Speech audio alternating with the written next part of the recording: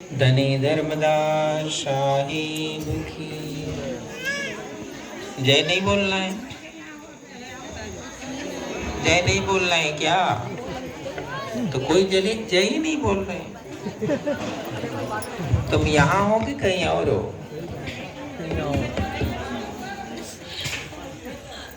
धनी धर्मदास साहिब की जय।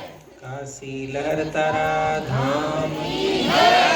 कृष्याचार्य गद्दी की जय। पंच श्री हजूर उदित नाम साहेब की जय। पंच श्री हजूर मुकुंद मणि नाम साहेब की जय।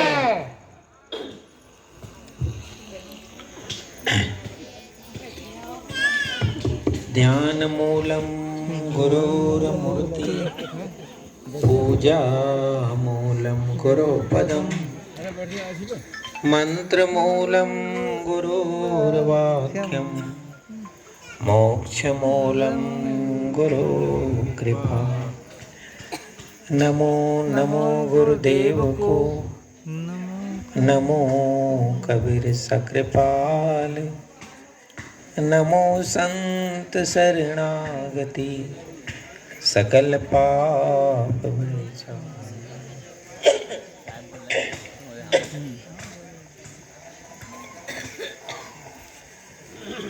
आज भक्त श्री चंद्रपाल जी और उनके परिवार के सभी सदस्य जिनके श्रद्धा प्रेम और भाव से आज एक दिवसीय सत्संग और संतों का दर्शन और साथ ही अपनी गुरु परंपरा जिसके माध्यम से हमें साहेब की भक्ति तक आने का रास्ता मिला, ऐसे सद्गुरु की विशिष्ट पूजा जिसको आनंद आरती कहते हैं, इसकी रचना हुई और इसका आप सब ने यहाँ दर्शन लाभ प्राप्त किया। गुरु परंपरा में जिस भक्ति को स्थापित की गई वह मूल्यवान है, लेकिन उसके मूल्य को हम कैसे समझें, कैसे जानें, कैसे स्मरण करें। सद्गुरु की वाणी में, सद्गुरु के वचन में, सद्गुरु के उपदेश में जो साहेब के साखियां हैं, उपदेश है, उसमें गुरु का अंग है और सद्गुरु का अंग है। गुरु और सद्गुरु के अंग में गुरु की महिमा, गुरु की कृपा, गुरु की उपस्थिति और शिष्य के जीवन में उनका उपकार, इसका वर्णन है। समय मिले तो आप उसको पढ़ना, अध्ययन करना, साखी ग्रंथ में और कुछ भजनों में गुरु और सद्गुरु की महिमा है, उसको पढ़ना। तब ये समझ में आता है कि गुरु की महिमा क्या है। दूसरी चीज, गुरु की महिमा यदि जीवन में आए तो हमारा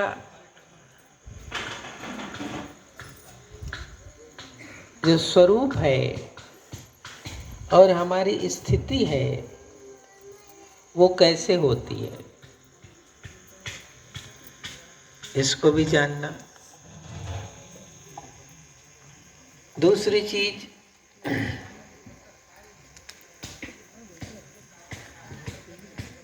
गुरु के बिना वो जीवन कैसा है उसको भी जानना चाहिए, उसको भी समझना चाहिए। तो जो महत्वपूर्ण है वो ये है कि गुरु और शिष्य के बीच कौन सी साधना और कौन सी ताकत काम करता है और ऐसे कैसे काम करता है। तो साहेब की साखी है, लक्ष्य कोष में गुरु बसे। आप पतंग उड़ाते हो ना, पतंग उड़ाते हो, तो पतंग जब उड़ाते हो तो आपके हाथ में पतंग की डोर होती है और पतंग बहुत दूर रहती है, लेकिन डोर का कनेक्शन होगा तभी वो उड़ेगा। आपके हाथ से डोर टूटी और वो पतंग गिर जाएगी, नहीं गिरी, गिर जाएगी। और जब तक आपके हाथ में डोर है वो पतंग आकाश में उड़ती रहेगी, वो गिरने वाली नहीं है। तो गुरु और शिष्य ये क्या है, एक तो पहले शब्दों को समझो, उसकी बाद भूमिका को समझना। पहले शब्द नहीं समझोगे तो वो भूमिका समझ में नहीं आती है। ये गुरु और शिष्य शब्द क्या है? गुरु के लिए कहा जाता है जो प्रकाश स्वरूप है, ज्ञान स्वरूप है, वो क्या है? वो गुरु है।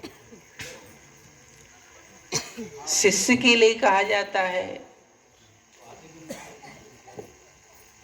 जो जानने की जिज्ञासा रखता है, उत्तिष्ठत जागृत प्राप्य वरान्य बोधत क्षुरस्य धारा निस्ता दुरत्या दुर्गम पथस्तत् कवियो वदन्ति।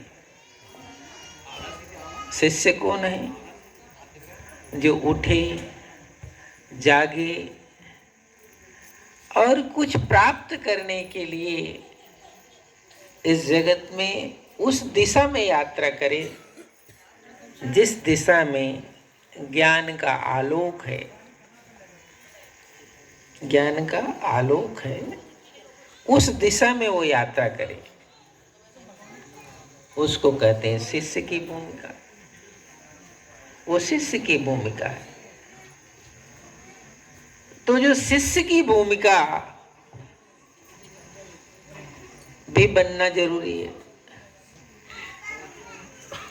हम मनुष्य तो बन जाते हैं, बहुत गुण धर्मों को भी जान लेते हैं, बिजनेस कैसा करना है, परिवार कैसा चलाना है, नाते रिश्ते में कैसे चलना है, ये सब भी जानते हैं। लेकिन ज्ञान की प्राप्ति के लिए, उस आलोक की तरफ बढ़ने के लिए जो पात्रता चाहिए उसका जन्म नहीं होता तो हम शिष्य नहीं है। अभी शिष्य हुए नहीं है, बाकी सब हैं। अच्छे बिजनेसमैन हैं, अच्छे परिवार को पालन करने वाले हैं, अच्छी माँ है, अच्छी बहू है, अच्छे पिता हैं, अच्छे सब कुछ है, लेकिन शिष्य नहीं है। अभी शिष्य हुए नहीं है। शिष्य होने की भी पात्रता है।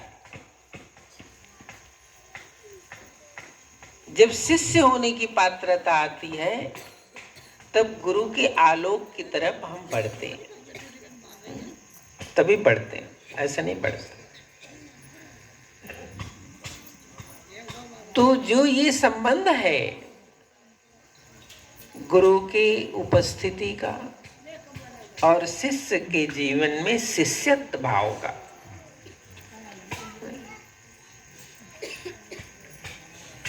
इसीलिए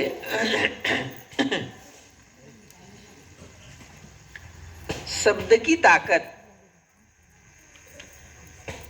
और गुरु का व्यक्तिगत तेज इसके बिना शिष्य के अंदर विस्फोट नहीं होता। शिष्य के अंदर विस्फोट चाहिए, तभी वो अंधकार मिटता है। जब तक वो विस्फोट नहीं होता, ध्वनि काम नहीं करती है, अंधकार मिटता नहीं। और अंधकार नहीं मिटेगा तब तक उजाला नहीं हो सकता। जब अंधेरे कमरे में आप कोई दीप जलाते हो तो सबसे पहले क्या होता है? अंधेरा मिट जाता है और दीप जला हुआ दिखाई पड़ता है। दीप की रोशनी में अंधेरा दिखता नहीं है। तो वो दीप की ये रोशनी है, वो विस्फोट किया अंधकार को दूर भगाने के लिए, और दीपक जलते अंधकार दूर हो। ऐसे ही शिष्य के जीवन में भी सद्गुरु की शब्द की ताकत रूपी रोशनी जलती है, और उस रोशनी के जलने से ही शिष्य के जीवन में उजाला होता है। और उस उजाले में उसको थोड़ी अपनी पहचान मिलती है कि मेरी क्या स्थिति है, मेरी क्या स्थिति है। वो पहचान उस शिष्य को प्राप्त होती, उस उजाले में प्राप्त होती। ये गुरु और शिष्य की भूमिका है। उस भूमिका में जो सुगंधी उठती है, जो आनंद बरसता है, उस उपस्थिति में जो सुगंधी पैदा होती है तुम्हारे अंदर, आनंद की बारिश होती है तुम्हारे अंदर, उसको कहते हैं गुरु कृपा। वो है गुरु की कृपा। क्योंकि ये सुगंधी और ये आनंद गुरु के कृपा के बिना नहीं हो पा रही थी। बाकी मैं तो वही था, मैं तो वही था ही ना। मैं एक जिम्मेदार इंसान था, सब व्यवहार को जानता था, सब परिवार को जानता था, मैं सब कुछ को जानता था। लेकिन सद्गुरु की कृपा के बिना अंधेरा मिटता नहीं था, अज्ञान मिटता नहीं था, और आनंद का अनुभव होता नहीं था। तो ये सद्गुरु की उपस्थिति से शिष्य के जीवन में ये उजाला आया, आनंद का अनुभव आया। इसलिए ये शब्द कहता है, जब से दया भई सतगुरु की, मेरी सुरति न अंत चली है, संतों सहज समाधि भली है। संतों सहज समाधि भली है। कहाँ ढूंढता था मैं, कहाँ बोझ लेकर फिरता था मैं।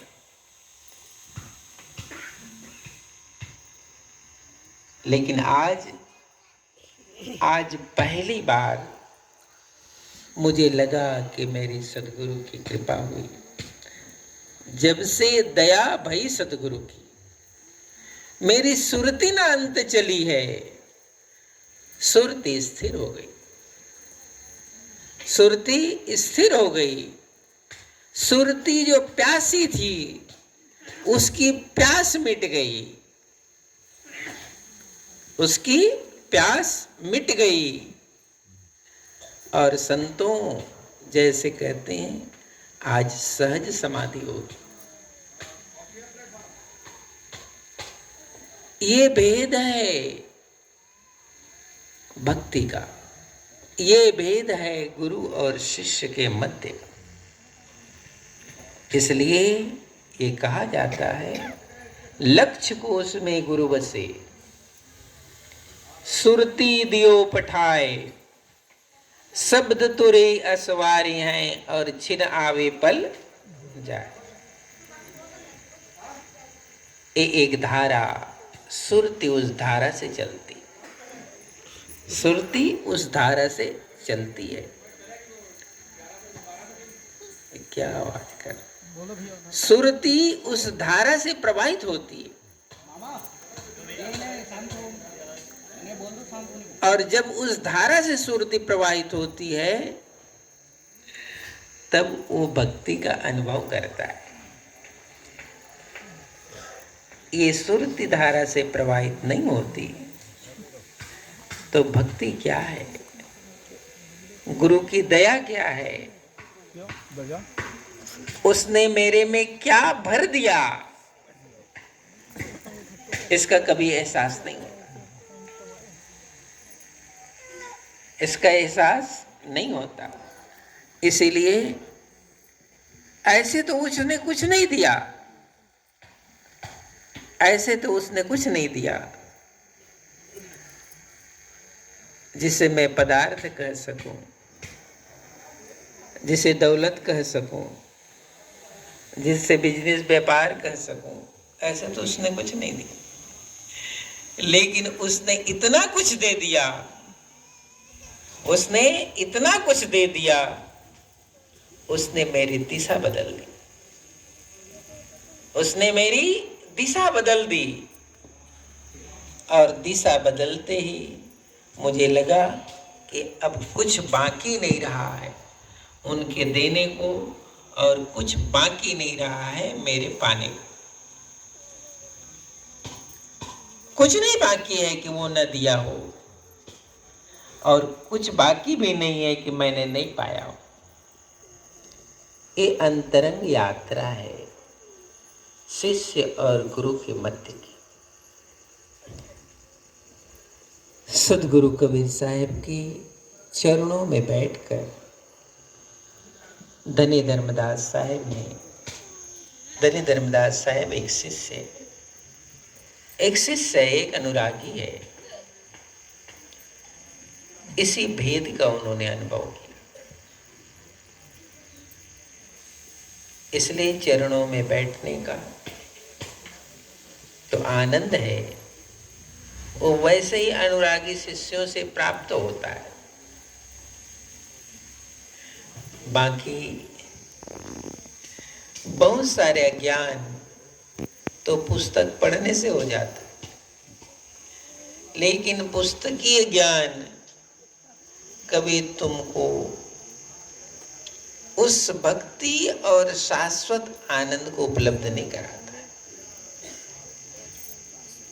तो सदगुरु के चरणों में बैठकर धर्मदास साहब ने जो ये प्राप्त किया, उसके बाद उसने अपने को न्यौछावर कर दिया, स्वयं को न्यौछावर कर दिया।